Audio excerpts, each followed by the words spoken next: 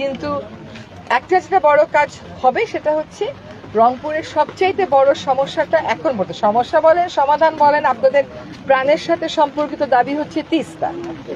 এখন তিস্তাতে উজানের দেশ হিসাবে আমাদেরকে আমাদের অধিকার প্রতিষ্ঠিত করতে হবে।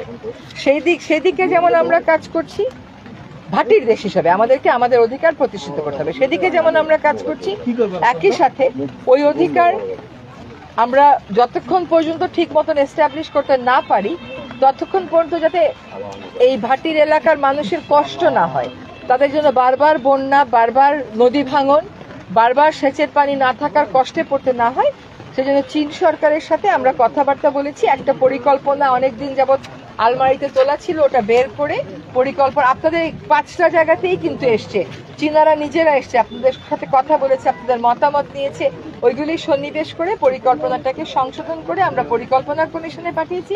ওরাও হয়তো এই সপ্তাহের মধ্যেই পাঠিয়ে দিবে সরকারের আরেক স্তরে। ওইখান থেকে ধরেন যদি অনুমোদন হয়ে যায়, তারপরে যারা চীনা প্রতিষ্ঠান আছে তারা ডিজাইন করবে, নকশা করবে, তারপরে চীনের সাথে আমাদের এই পরিকল্পনাটা আমরা চূড়ান্ত করতে পারবো। এটা কিন্তু অনেক বছর যাবৎ ঝুলে থাকা একটা কাজ, যেটা আমরা একটা চূড়ান্ত পরিণতিতে আনবার জন্য কাজ করে যাচ্ছি।